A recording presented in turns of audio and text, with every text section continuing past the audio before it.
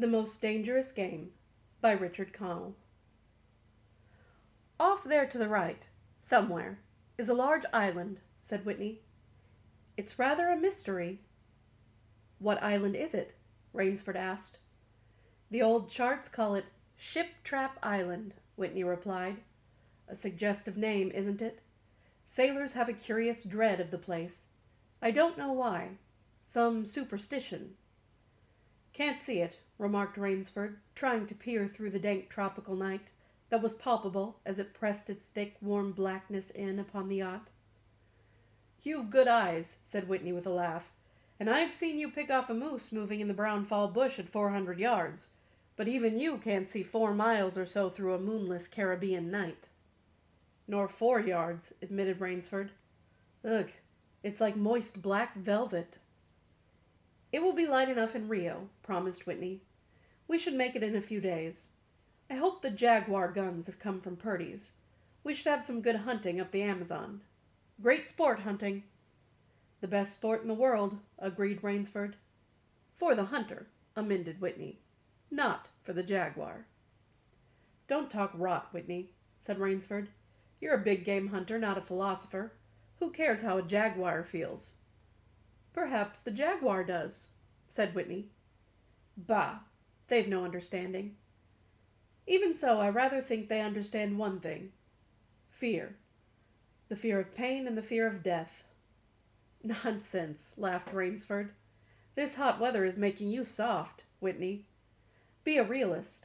The world is made up of 2 classes, the hunters and the huntees.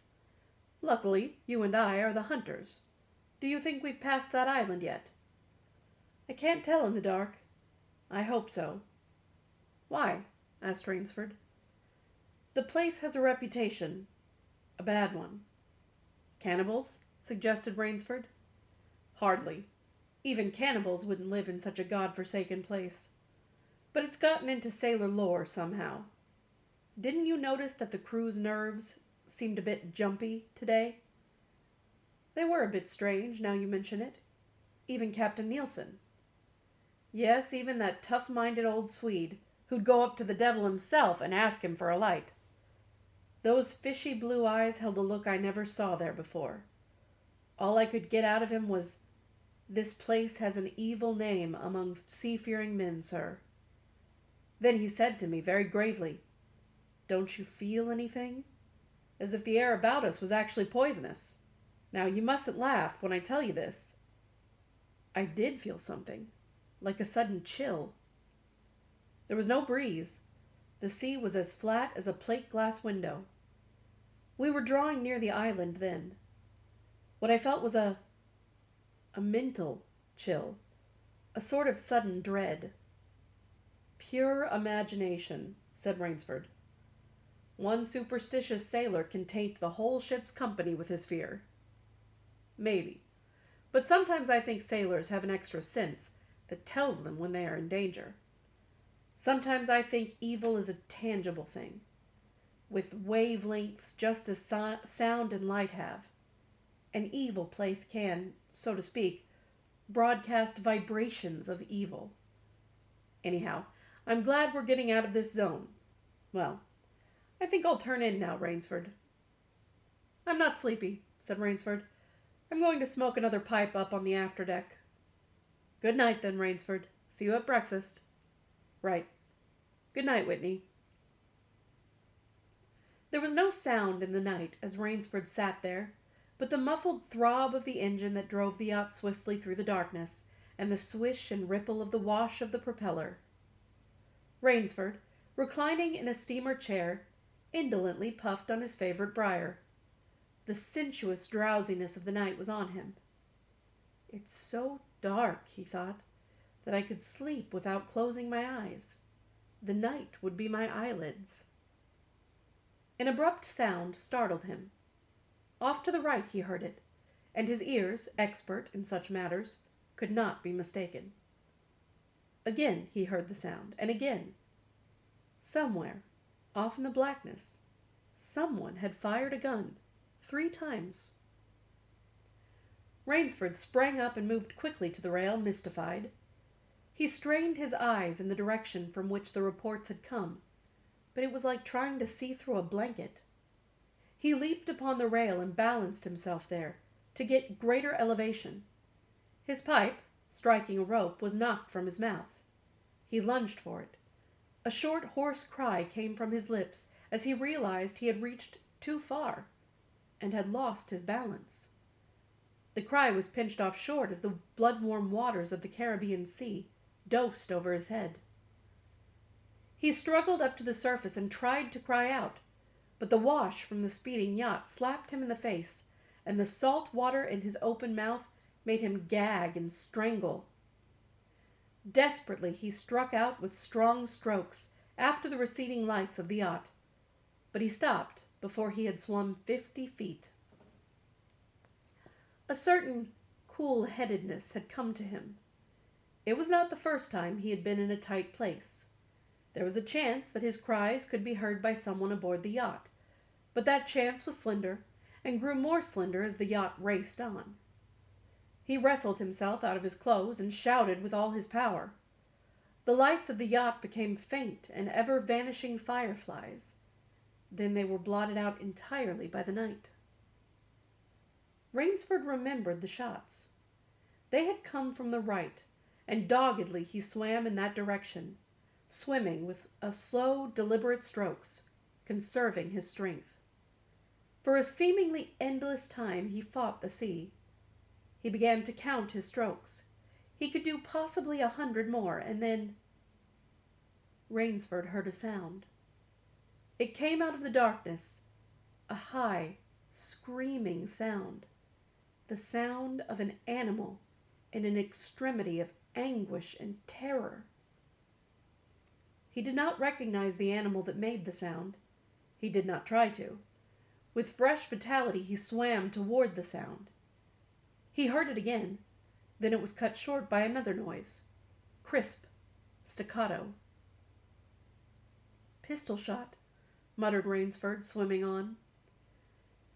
10 minutes of determined effort brought another sound to his ears, the most welcome he had ever heard, the muttering and growling of the sea breaking on a rocky shore. He was almost on the rocks before he saw them. On a night less calm he would have been shattered against them.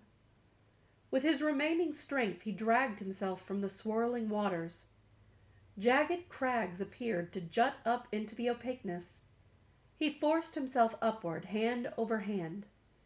Gasping, his hands raw, he reached a flat place at the top. Dense jungle came down to the very edge of the cliffs. What perils that tangle of trees and underbrush might hold for him did not concern Rainsford just then. All he knew was that he was safe from his enemy, the sea, and that utter weariness was on him. He flung himself down at the jungle edge and tumbled headlong into the deepest sleep of his life. When he opened his eyes, he knew from the position of the sun that it was late in the afternoon. Sleep had given him a new vigor. A sharp hunger was picking at him. He looked about him, almost cheerfully. Where there are pistol shots, there are men. Where there are men, there is food, he thought. But what kind of men, he wondered, in so forbidding a place? An unbroken front of snarled and ragged jungle fringed the shore. He saw no sign of a trail through the closely knit web of weeds and trees. It was easier to go along the shore, and Rainsford floundered along by the water. Not far from where he landed, he stopped. Some wounded thing, by the evidence a large animal, had thrashed about in the underbrush. The jungle weeds were crushed down, and the moss was lacerated. One patch of weeds was stained crimson. A small, glittering object not far away caught Rainsford's eye, and he picked it up. It was an empty carriage. "A .22, he remarked. "That's odd. Must have been a fairly large animal, too. The hunter had his nerve with him to tackle it with a light gun. It's clear that the brute put up a fight. I suppose the first 3 shots I heard was when the hunter flushed his quarry and wounded it. The last shot was when he trailed it here and finished it. He examined the ground closely and found what he had hoped to find, the print of hunting boots. They pointed along the cliff in the direction he had been going. Eagerly he hurried along, now slipping on a rotten log or a loose stone, but making headway. Night was beginning to settle on the island. Bleak darkness was blacking out the sea and jungle when Rainsford sighted the lights. He came upon them as he turned a crook in the coastline, and his first thought was that he had come upon a village, for there were many lights. But as he forged along, he saw, to his great astonishment, that all the lights were in one enormous building, a lofty structure with pointed towers plunging upward into the gloom. His eyes made out the shadowy outlines of a palatial chateau. It was set on a high bluff, and on three sides of it, cliffs dived down to where the sea licked greedy lips in the shadows.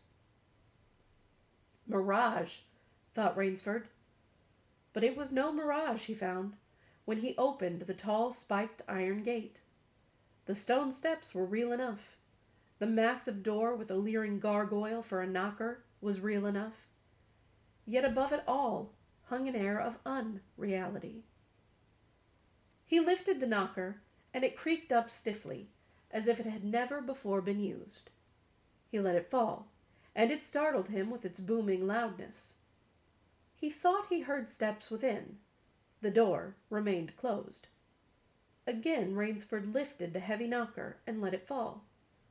The door opened, then, opened as suddenly as if it were on a spring, and Rainsford stood blinking in the river of glaring gold light that poured out. The first thing Rainsford's eyes discerned was the largest man Rainsford had ever seen.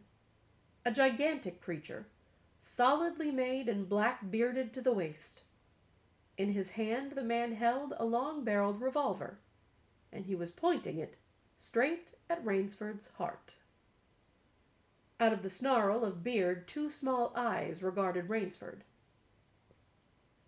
"Don't be alarmed," said Rainsford, with a smile which he hoped was disarming. "I'm no robber. I fell off a yacht. My name is Sanger Rainsford of New York City."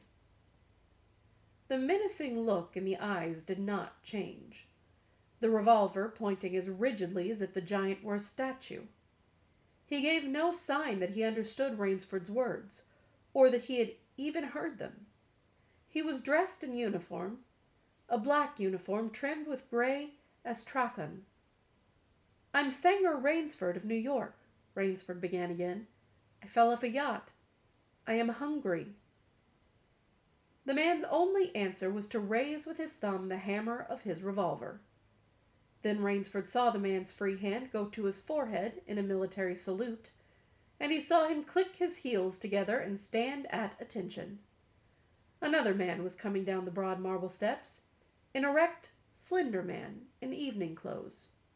He advanced to Rainsford and held out his hand. In a cultivated voice marked by a slight accent that gave it added precision and deliberateness, he said, "It is a very great pleasure and honor to welcome Mr. Sanger Rainsford, the celebrated hunter, to my home." Automatically, Rainsford shook the man's hand. "I've read your book about hunting snow leopards in Tibet, you see," explained the man. "I am General Zaroff." Rainsford's first impression was that the man was singularly handsome. His second was that there was an original, almost bizarre quality about the general's face. He was a tall man, past middle age, for his hair was a vivid white. But his thick eyebrows and pointed military mustache were as black as the night from which Rainsford had come. His eyes, too, were black, and very bright. He had high cheekbones, a sharp-cut nose, a spare, dark face, the face of a man used to giving orders, the face of an aristocrat. Turning to the giant in uniform, the general made a sign. The giant put away his pistol, saluted, withdrew. Ivan is an incredibly strong fellow, remarked the general, but he has the misfortune to be deaf and dumb. A simple fellow, but I'm afraid, like all his race, a bit of a savage. Is he Russian? He is a Cossack, said the general, and his smile showed red lips and pointed teeth. So am I. Come, he said, we shouldn't be chatting here. We can talk later.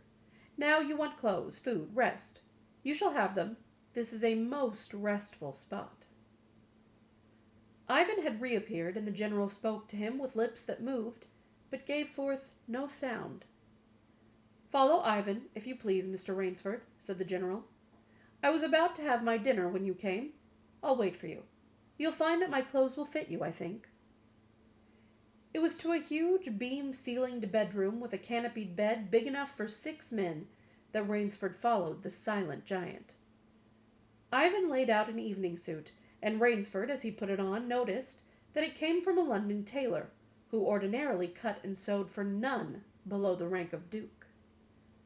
The dining room to which Ivan conducted him was in many ways remarkable. There was a medieval magnificence about it. It suggested a baronial hall of feudal times, with its oaken panels, its high ceiling, its vast refectory tables where 20 men could sit down to eat. About the hall were mounted heads of many animals, lions, tigers, elephants, moose, bears.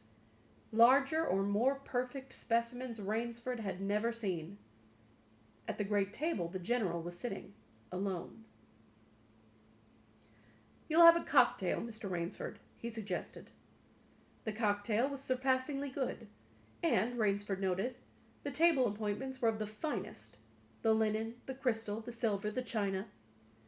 They were eating borscht, the rich red soup with whipped cream so dear to Russian palates. Half apologetically, General Zaroff said, We do our best to preserve the amenities of civilization here. Please forgive any lapses. We are well off the beaten track, you know. Do you think the champagne has suffered from its long ocean trip? Not in the least, declared Rainsford. He was finding the general a most thoughtful and affable host, a true cosmopolite. But there was one small trait of the general's that made Rainsford uncomfortable. Whenever he looked up from his plate, he found the general studying him, appraising him narrowly.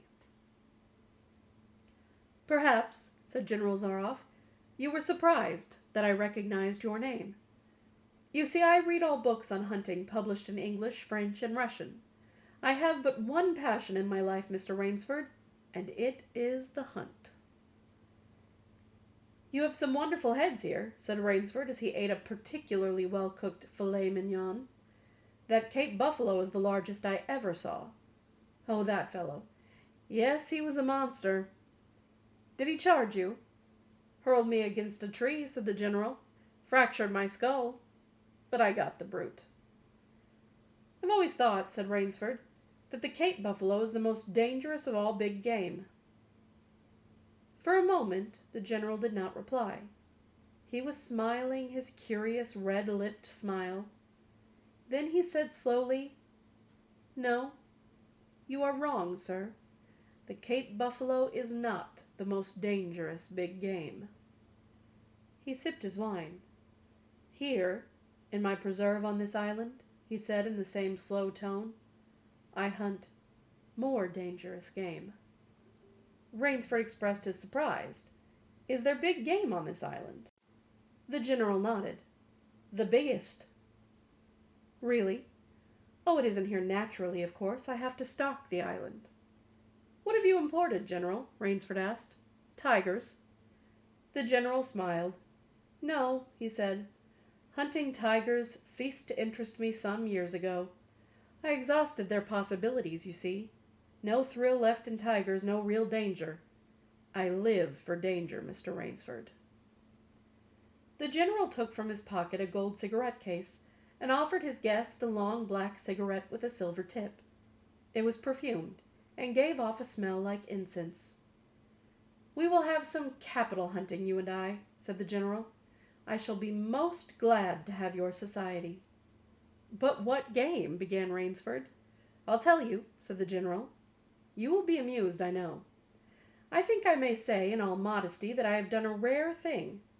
I have invented a new sensation. May I pour you another glass of port?" "Thank you, General."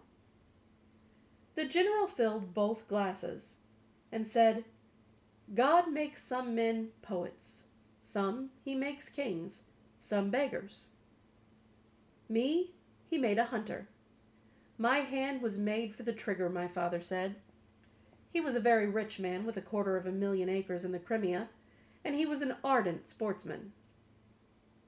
When I was only 5 years old he gave me a little gun, specially made in Moscow for me, to shoot sparrows with. When I shot some of his prize turkeys with it he did not punish me. He complimented me on my marksmanship. I killed my first bear in the Caucasus when I was 10. My whole life has been one prolonged hunt. I went into the army, it was expected of noblemen's sons, and for a time commanded a division of Cossack cavalry, but my real interest was always the hunt. I have hunted every kind of game in every land. It would be impossible for me to tell you how many animals I have killed." The General puffed at his cigarette. "After the debacle in Russia, I left the country, for it was imprudent for an officer of the Tsar to stay there. Many noble Russians lost everything.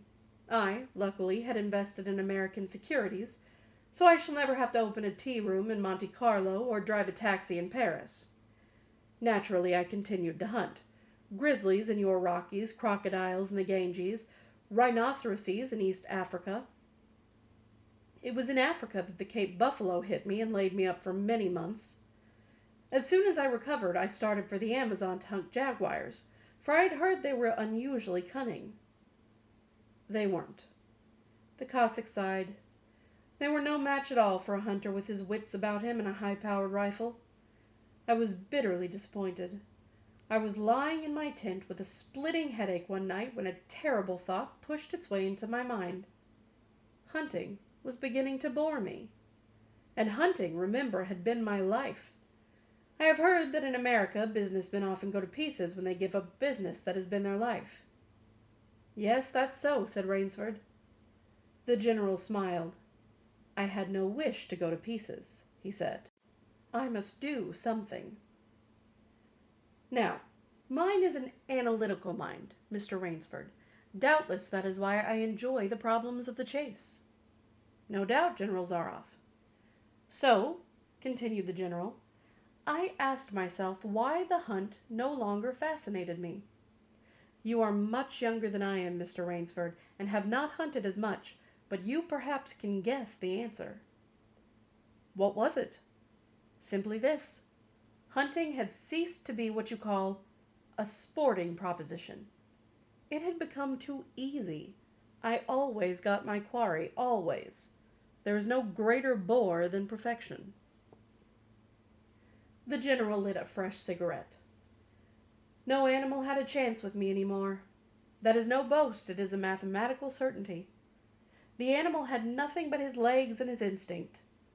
Instinct is no match for reason. When I thought of this, it was a tragic moment for me, I can tell you." Rainsford leaned across the table, absorbed in what his host was saying. "It came to me as an inspiration what I must do," the General went on. "And that was?" The General smiled the quiet smile of one who has faced an obstacle and surmounted it with success. "I had to invent a new animal to hunt," he said. "A new animal? You're joking." "Not at all," said the General. "I never joke about hunting. I needed a new animal. I found one. So I bought this island, built this house, and here I do my hunting. The island is perfect for my purposes. There are jungles with a maze of traits in them, hills, swamps. But the animal, General Zaroff—" "Oh," said the General, "it supplies me with the most exciting hunting in the world. No other hunting compares with it for an instant. Every day I hunt, and I never grow bored now, for I have a quarry with which I can match my wits." Rainsford's bewilderment showed in his face. I wanted the ideal animal to hunt, explained the general. So I said, what are the attributes of an ideal quarry? And the answer was, of course, it must have courage, cunning, and above all, it must be able to reason. But no animal can reason, objected Rainsford. My dear fellow, said the general, there is one that can. But you can't mean, gasped Rainsford. And why not? I can't believe you are serious, General Zaroff. This is a grisly joke. Why should I not be serious? I am speaking of hunting. Hunting? Great guns, General Zaroff. What you speak of is murder. The general laughed with entire good nature. He regarded Rainsford quizzically. I refuse to believe that so modern and civilized a young man as you seem to be harbors romantic ideas about the value of human life. Surely your experiences in the war did not make me condone cold-blooded murder, finished Rainsford stiffly. Laughter shook the general. How extraordinarily droll you are, he said. One does not expect nowadays to find a young man of the educated class, even in America, with such a naive and, if I may say so, mid-Victorian point of view. It's like finding a snuff-box in a limousine. Ah, well, doubtless you had Puritan ancestors. So many Americans appear to have had. I'll wager you'll forget your notions when you go hunting with me. You've a genuine new thrill in store for you, Mr. Rainsford. Thank you, I'm a hunter, not a murderer. Dear me, said the general, quite unruffled. Again that unpleasant word. But I think I can show you that your scruples are quite ill-founded. Yes? Life is for the strong, to be lived by the strong, and if needs be, taken by the strong. The weak of the world were put here to give the strong pleasure. I am strong. Why should I not use my gift? If I wish to hunt, why should I not? I hunt the scum of the earth, sailors from tramp ships, Lassers, blacks, Chinese, whites, mongrels. A thoroughbred horse or hound is worth more than a score of them. But they are men, said Rainsford hotly. Precisely, said the general. That is why I use them. It gives me pleasure. They can reason, after a fashion, so they are dangerous. But where do you get them? The general's left eyelid fluttered down in a wink. This island is called Ship Trap, he answered. Sometimes an angry god of the high seas sends them to me. Sometimes, when Providence is not so kind, I help Providence a bit. Come to the window with me. Rainsford went out to the window and looked toward the sea. Watch. Out there, exclaimed the general, pointing into the night. Rainsford's eyes saw only blackness, and then, as the general pressed a button, far out to sea Rainsford saw the flash of lights. The general chuckled. They indicate a channel, he said, where there's none. Giant rocks with razor edges crouch like a sea monster with wide-open jaws. They can crush a ship as easily as I can crush this nut. He dropped a walnut on the hardwood floor and brought his heel grinding down on it. Oh, yes, he said casually, as if in answer to a question. I have electricity. We try to be civilized here. Civilized? And you shoot down men? A trace of anger was in the general's black eyes, but it was there for but a second, and he said in his most pleasant manner, Dear me, what a righteous young man you are. I assure you I do not do the thing you suggest. That would be barbarous. I treat these visitors with every consideration. They get plenty of good food and exercise. They get into splendid physical condition. You shall see for yourself tomorrow. What do you mean? We'll visit my training school, smiled the general. It's in the cellar. I have about a dozen pupils down there now. They're from the Spanish bark San Lucar that had the bad luck to go on the rocks out there. A very inferior lot, I regret to say. Poor specimens, and more accustomed to the deck than to the jungle. He raised his hand, and Ivan, who served as waiter, brought thick Turkish coffee. Rainsford, with an effort, held his tongue in check. It's a game, you see, pursued the general blandly. I suggest to one of them that we go hunting. I give him a supply of food and an excellent hunting knife. I give him 3 hours' start. I am to follow, armed only with a pistol of the smallest caliber and range. If my quarry eludes me for 3 whole days, he wins the game. If I find him, the general smiled, he loses. Suppose he refuses to be hunted? Oh, said the general, I give him his option, of course. He need not play that game if he doesn't wish to. If he does not wish to hunt, I turn him over to Ivan. Ivan once had the honor of serving as official knouter to the great white Tsar, and he has his own ideas of sports. Invariably, Mr. Rainsford, invariably, they choose the hunt. And if they win? The smile on the general's face widened. To date, I have not lost, he said. Then he added hastily, I don't wish you to think me a braggart, Mr. Rainsford. Many of them did afford only the most elementary sort of problem. Occasionally I strike a Tartar. One almost did win. I eventually had to use the dogs. The dogs? This way, please. I'll show you. The general steered Rainsford to a window. The lights from the windows sent a flickering illumination that made grotesque patterns on the courtyard below, and Rainsford could see moving about there a dozen or so huge black shapes. As they turned toward him, their eyes glittered greenly. A rather good lot, I think, observed the general. They are let out at 7 every night. If anyone should try to get into my house, or out of it, something extremely regrettable would occur to him. He hummed a snatch of a song from the Folies Bergère. And now, said the general, I want to show you my new collection of heads. Will you come with me to the library? I hope, said Rainsford, that you will excuse me tonight, General Zaroff. I'm really not feeling well. Ah, indeed, inquired the general solicitously. Well, I suppose that's only natural after your long swim. You need a good restful night's sleep. Tomorrow you'll feel like a new man, I'll wager.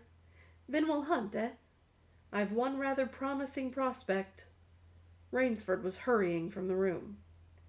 Sorry you can't go with me tonight, called the general. I expect rather fair sport. A big, strong black. He looks resourceful. Well, good night, Mr. Rainsford. I hope you have a good night's rest. The bed was good, and the pajamas of the softest silk, and he was very tired in every fiber of his being. But nevertheless Rainsford could not quiet his brain with the opiate of sleep. He lay, eyes wide open. Once he thought he heard stealthy steps in the corridor outside his room. He sought to throw open the door. It would not open. He went to the window and looked out. His room was high up in one of the towers. The lights of the chateau were out now, and it was dark and silent. But there was a fragment of sallow moon, and by its wan light he could see dimly the courtyard. There, weaving in and out in the pattern of shadow, were black, noiseless forms. The hounds heard him at the window, and looked up expectantly with their green eyes. Rainsford went back to the bed and lay down. By many methods he tried to put himself to sleep. He had achieved a doze when, just as morning began to come, he heard, far off in the jungle, the faint report of a pistol. General Zaroff did not appear until luncheon. He was dressed faultlessly in the tweeds of a country squire. He was solicitous about the state of Rainsford's health. As for me, sighed the general, I do not feel so well. I am worried, Mr. Rainsford. Last night I detected traces of my old complaint. To Rainsford's questioning glance the general said, Ennui, boredom. Then, taking a second helping of crotte Suzette, the general explained, The hunting was not good last night. The fellow lost his head. He made a straight trail that offered no problems at all. That's the trouble with these sailors. They have dull brains to begin with, and they do not know how to get about in the woods. They do excessively stupid and obvious things. It's most annoying. Will you have another glass of Chablis, Mr. Rainsford? General, said Rainsford firmly, I wish to leave this island at once. The general raised his thickets of eyebrows. He seemed hurt. "But my dear fellow," the general protested, "you've only just come. You've had no hunting." "I wish to go today," said Rainsford. He saw the dead black eyes of the general on him, studying him. General Zaroff's face suddenly brightened. He filled Rainsford's glass with venerable Chablis from a dusty bottle. "Tonight," said the general, "we will hunt. You and I." Rainsford shook his head. "No, General," he said, "I will not hunt." The general shrugged his shoulders and delicately ate a hothouse grape. "As you wish, my friend. The choice rests entirely with you. But may I not venture to suggest that you will find my idea of sport more diverting than Ivan's?" He nodded toward the corner where the giant stood, scowling, his thick arms crossed on his hogshead of chest. "You don't mean—" cried Rainsford. "My dear fellow," said the general, "have I not told you I always mean what I say about hunting? This is really an inspiration. I drink to a foeman worthy of my steel at last." The general raised his glass, but Rainsford sat staring at him. "You'll find this game worth playing," the general said enthusiastically. "Your brain against mine, your woodcraft against mine, your strength and stamina against mine. Outdoor chess. And the stake is not without value, eh?" "And if I win," began Rainsford huskily. "I'll cheerfully acknowledge my self-defeat if I do not find you by midnight of the third day," said General Zaroff. "My sloop will place you on the mainland, near a town."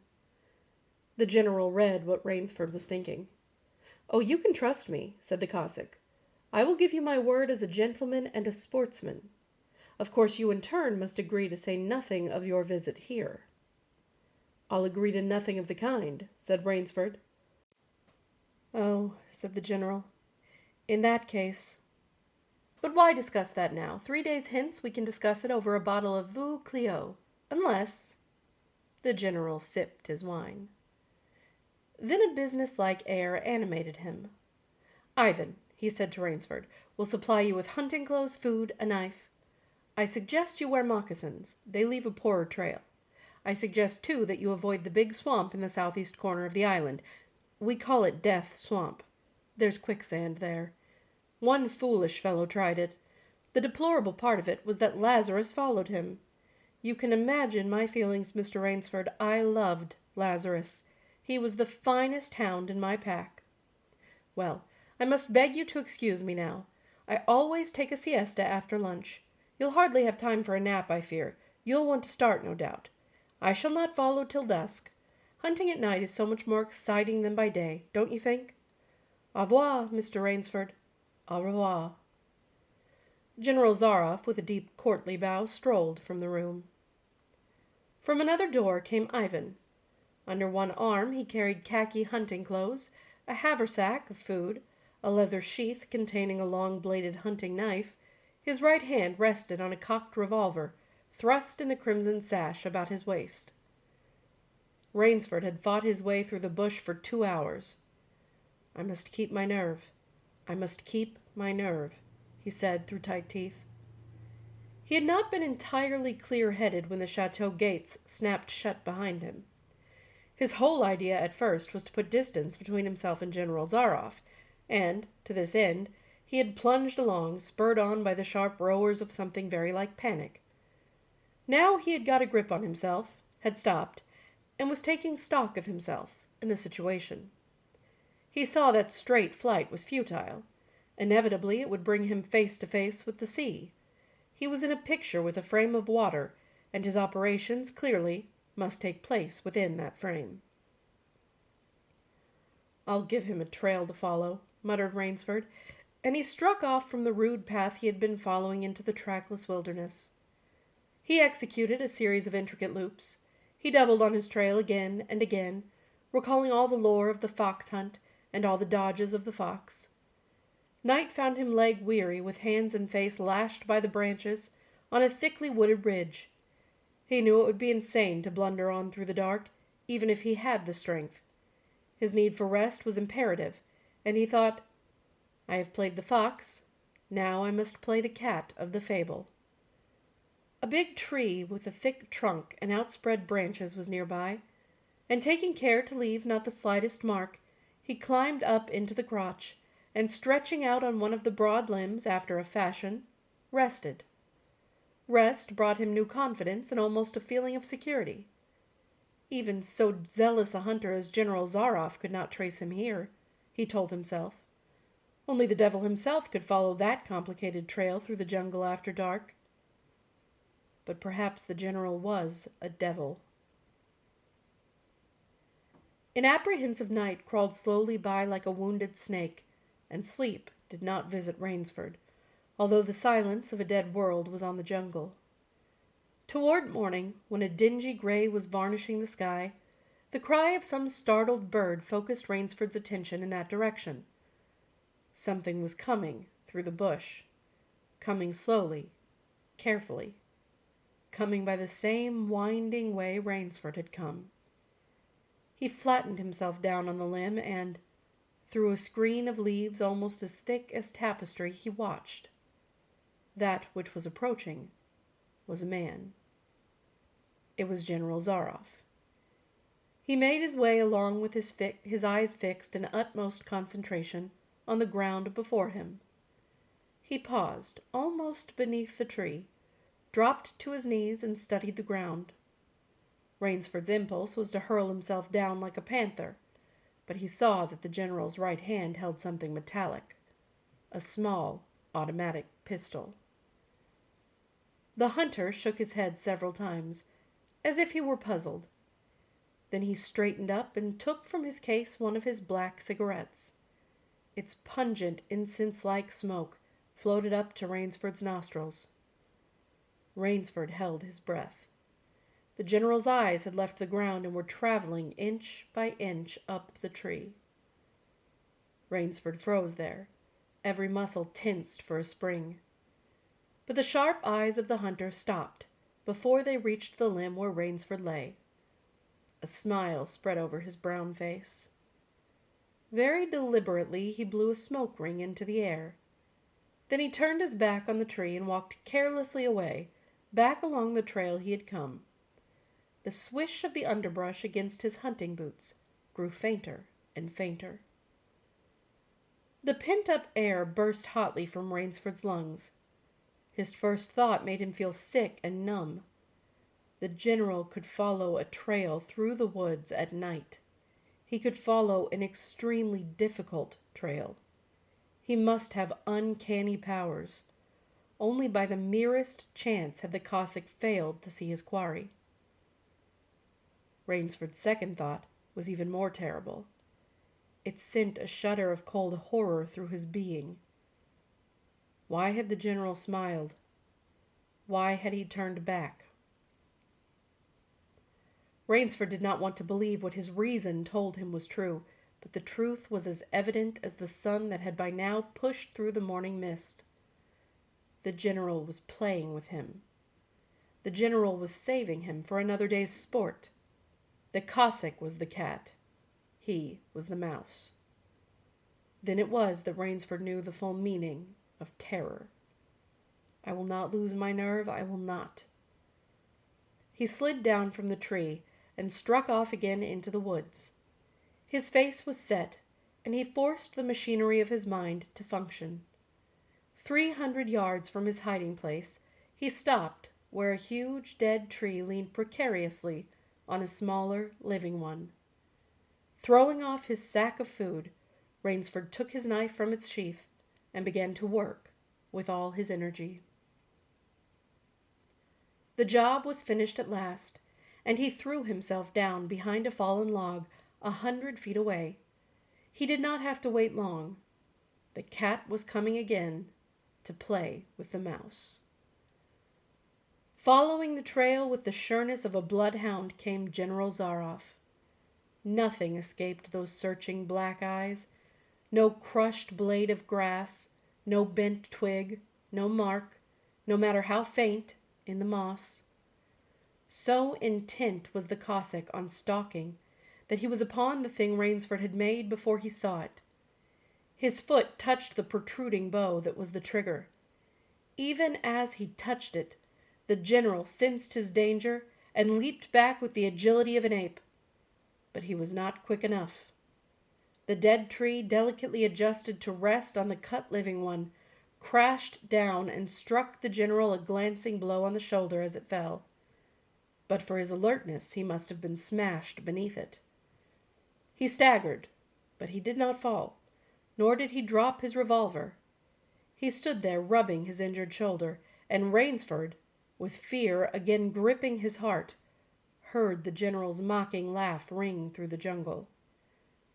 "Rainsford," called the general, "if you are within the sound of my voice, as I suppose you are, let me congratulate you. Not many men know how to make a Malay man-catcher. Luckily for me, I too have hunted in Malacca. You are proving interesting, Mr. Rainsford. I am going now to have my wound dressed. It's only a slight one. But I shall be back. I shall be back." When the general, nursing his bruised shoulder, had gone, Rainsford took up his flight again. It was flight, now, a desperate, hopeless flight that carried him on for some hours. Dusk came, then darkness, and still he pressed on. The ground grew softer under his moccasins. The vegetation grew ranker, denser. Insects bit him savagely. Then, as he stepped forward, his foot sank into the ooze. He tried to wrench it back, but the muck sucked viciously at his foot as if it were a giant leech. With a violent effort, he tore his feet loose. He knew where he was now. Death Swamp and its quicksand. His hands were tight closed, as if his nerve were something tangible that someone in the darkness was trying to tear from his grip. The softness of the earth had given him an idea. He stepped back from the quicksand a dozen feet or so, and like some huge prehistoric beaver, he began to dig. Rainsford had dug himself in France, when a second's delay meant death. That had been a placid pastime compared to his digging now. The pit grew deeper. When it was above his shoulders, he climbed out, and from some hard saplings cut stakes and sharpened them to a fine point. These stakes he planted in the bottom of the pit, with the points sticking up. With flying fingers he wove a rough carpet of weeds and branches, and with it he covered the mouth of the pit. Then, wet with sweat and aching with tiredness, he crouched behind the stump of a lightning-charred tree. He knew his pursuer was coming. He heard the padding sound of feet on the soft earth, and the night breeze brought him the perfume of the general's cigarette. It seemed to Rainsford that the general was coming with unusual swiftness. He was not feeling his way along foot by foot. Rainsford, crouching there, could not see the general, nor could he see the pit. He lived a year in a minute.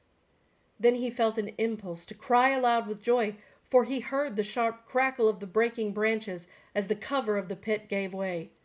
He heard the sharp scream of pain as the pointed stakes found their mark. He leaped up from his place of concealment. Then he cowered back. 3 feet from the pit a man was standing, with an electric torch in his hand. "You've done well, Rainsford," the voice of the general called. "Your Burmese tiger pit has claimed one of my best dogs. Again you score.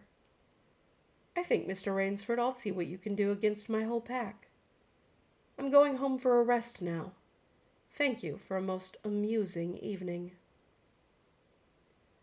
At daybreak, Rainsford, lying near the swamp, was awakened by a sound that made him know that he had new things to learn about fear.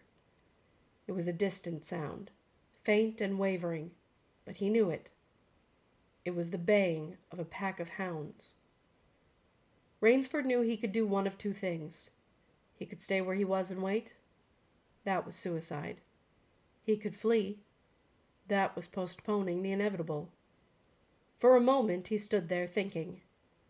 An idea that held a wild chance came to him, and tightening his belt, he headed away from the swamp. The baying of the hounds drew nearer, then still nearer, nearer, even nearer. On a ridge Rainsford climbed a tree. Down a watercourse, not a quarter of a mile away, he could see the bush moving. Straining his eyes, he saw the lean figure of General Zaroff. Just ahead of him, Rainsford made out another figure whose wide shoulders surged through the tall jungle weeds. It was the giant Ivan, and he seemed pulled forward by some unseen force. Rainsford knew that Ivan must be holding the pack in leash. They would be on him any minute now. His mind worked frantically. He thought of a native trick he had learned in Uganda. He slid down the tree. He caught hold of a springy young sapling, and to it he fastened his hunting knife, with the blade pointing down the trail. With a bit of wild grapevine he tied back the sapling. Then he ran for his life. The hounds raised their voices as they hit the fresh scent. Rainsford knew now how an animal at bay feels. He had to stop to get his breath. The baying of the hounds stopped abruptly, and Rainsford's heart stopped too. They must have reached the knife. He shinned excitedly up a tree and looked back. His pursuers had stopped, but the hope that was in Rainsford's brain when he climbed died, for he saw in the shallow valley that General Zaroff was still on his feet. But Ivan was not. The knife, driven by the recoil of the springing tree, had not wholly failed. Rainsford had hardly tumbled to the ground when the pack took up the cry again. "Nerve, nerve, nerve," he panted as he dashed along. A blue gap showed between the trees dead ahead. Ever nearer drew the hounds. Rainsford forced himself on toward that gap. He reached it. It was the shore of the sea. Across a cove he could see the gloomy gray stone of the chateau. 20 feet below him the sea rumbled and hissed. Rainsford hesitated. He heard the hounds. Then he leaped far out into the sea. When the general and his pack reached the place by the sea, the Cossack stopped. For some minutes he stood regarding the blue-green expanse of water. He shrugged his shoulders. Then he sat down, took a drink of brandy from a silver flask, lit a cigarette, and hummed a bit from Madame Butterfly. General Zaroff had an exceedingly good dinner in his great paneled dining hall that evening. With it he had a bottle of Pole Roger and half a bottle of Chambertin. 2 slight annoyances kept him from perfect enjoyment. One was the thought that it would be difficult to replace Ivan. The other was that his quarry had escaped him. Of course the American hadn't played the game. So thought the general as he tasted his after-dinner liquor. In his library he read, to soothe himself, from the works of Marcus Aurelius. At 10 he went up to his bedroom. He was deliciously tired, he said to himself as he locked himself in.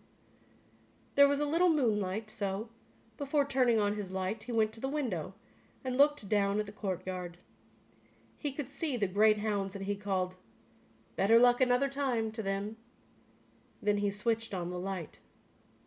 A man, who had been hiding in the curtains of the bed, was standing there. "Rainsford!" screamed the general. "How in God's name did you get here?" "Swam," said Rainsford. "I found it quicker than walking through the jungle." The general sucked in his breath and smiled. "I congratulate you," he said. "You have won the game." Rainsford did not smile. "I am still a beast at bay," he said, in a low, hoarse voice. "Get ready, General Zaroff." The general made one of his deepest bows. "I see," he said. "Splendid. One of us is to furnish a repast for the hounds. The other will sleep in this very excellent bed. On guard, Rainsford." He had never slept in a better bed, Rainsford decided.